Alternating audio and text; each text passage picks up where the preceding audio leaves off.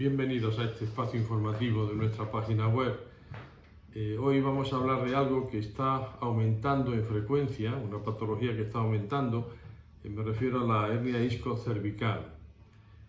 Empezamos por las bases para después poderlo entender bien. La columna cervical es la parte más superior de la columna vertebral y como toda la columna vertebral tiene unas curvas y la columna cervical tiene una curva que está hacia adelante y que se llama lordosis, la situación del término técnico es lordosis cervical.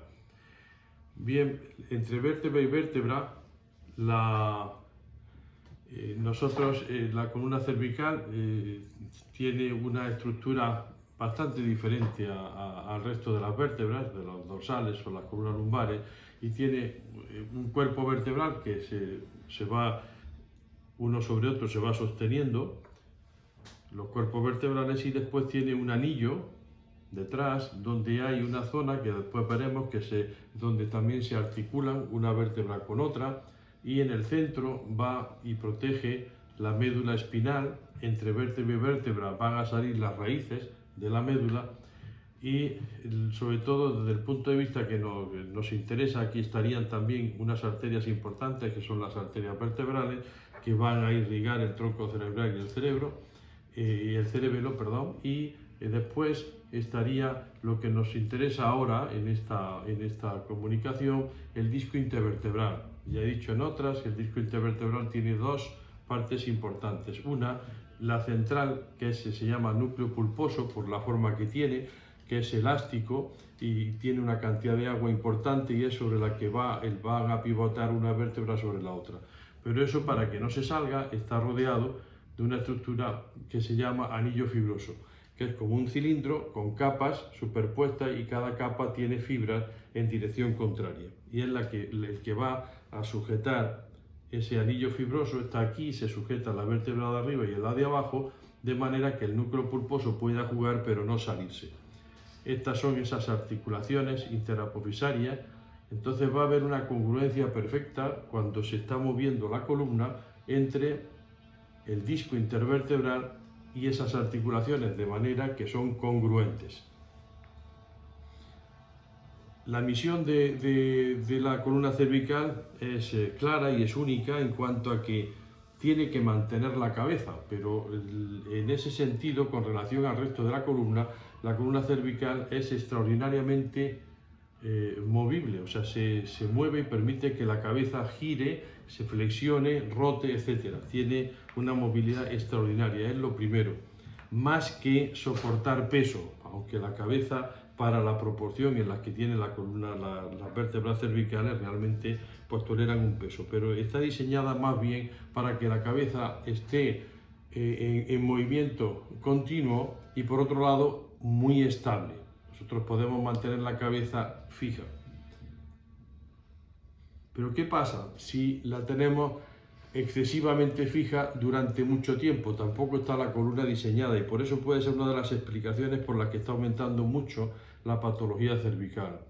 Si nosotros estamos manteniendo, por ejemplo, en los despachos, o al leer, o con el iPhone, o con el iPad, etcétera, y lectura, y estamos flexionando y manteniendo la postura en flexión de la cabeza, lo que estamos es alterando esa lordosis, esa curva que va hacia adelante, y poco a poco se va desgastando el disco intervertebral y esas apófisis interapofisarias, que es congruente. Las dos articulaciones se van alterando, y eso hace que el disco intervertebral se vaya secando, se vaya disminuyendo de tamaño, y que incluso la naturaleza, por intentar, empieza a haber inestabilidad y empieza a generar hueso y empieza a generar ligamentos para mantener la estabilidad. Pero eso será motivo de otra charla. Lo que es importante es que hay si nosotros alteramos la función en el sentido de que fijamos la cabeza durante horas y horas y horas, y empezamos a ver un desgaste, lo que sí va a haber ese desgaste es que el anillo ese fibroso se va a ir alterando en su capacidad de contener el núcleo pulposo. Si encima de eso, que es la otra causa de la hernia de disco, esa persona los fines de semana hace ejercicios de alto nivel en gimnasio o con deportes en que está girando y rotando y teniendo que hacer y sostener mucho peso, sí se puede, si hay ese previo deterioro, sí se puede acabar rompiendo el anillo fibroso y producir una hernia de disco. La hernia de disco, que lo que va a hacer el disco, se sale del anillo fibroso y al salirse lo que va a encontrar es la raíz. Aquí estaría y como lo primero que se encuentra es la raíz. Es muy raro que haya una hernia de disco central, más bien en lateral. Entonces, esa es la situación desde el punto de vista clínico. Una vez que se produce esa salida de disco, al comprimir la raíz contra el hueso, va a haber una clínica que se llama de cervicobraquialgia. Duele mucho el cuello y se irradia el dolor por el brazo. Según se irradie hacia el dedo gordo o hacia los dedos pequeños, pues los clínicos sabemos que está entre el disco, por ejemplo, C5-C6 o el C6-C7. El diagnóstico hoy día es extraordinariamente fácil y la resonancia pues nos define muy bien la situación de la hernia de disco, de la localización, etcétera, incluso el compromiso que pueda haber medular.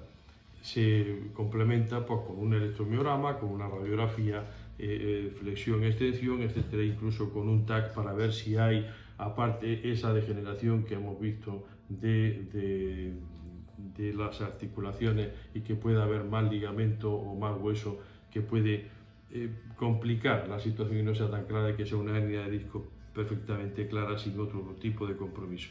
Bien, hecho el diagnóstico, pues empieza el problema de cómo tratarlo.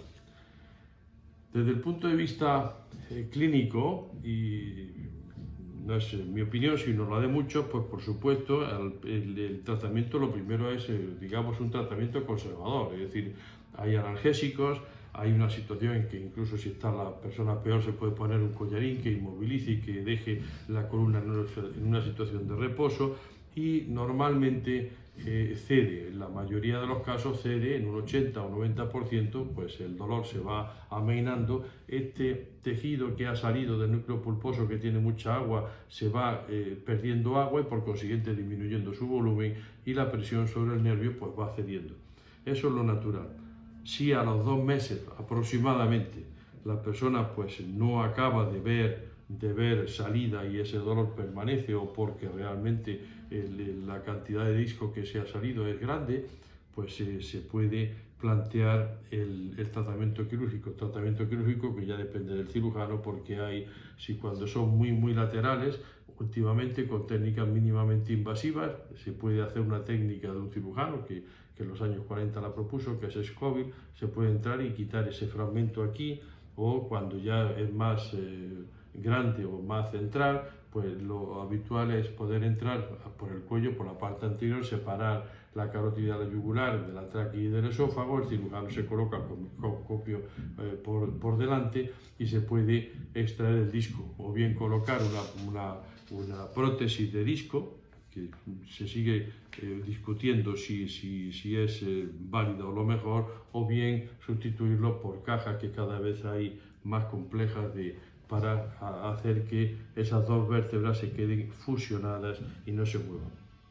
El resultado de esto es que el paciente o la persona, una vez terminada la cirugía, hay que insistir siempre como en la columna lumbar, es decir, el ver y realmente lo que le ha llevado a esa situación y normalmente pues son siempre 2 cosas. Una es la columna que se tiene y después el hábito y las costumbres que se ha tenido para eso.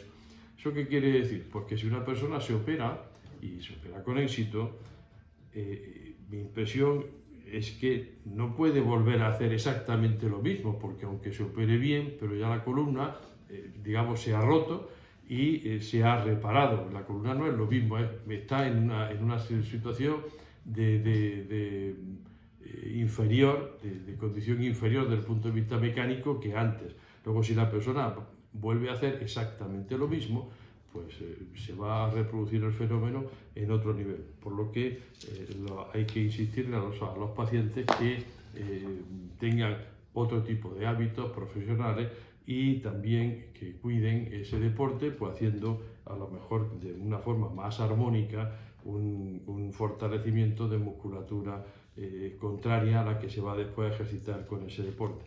Pero bueno, eso ya son cosas que tendrán que negociar entre cirujano y enfermo. Pueden ir para cualquier otra pregunta o cualquier otra curiosidad que puedan tener por la página web, y arriba pueden poner en el buscador hernia disco cervical y podrán tener mucha más información. Muchas gracias.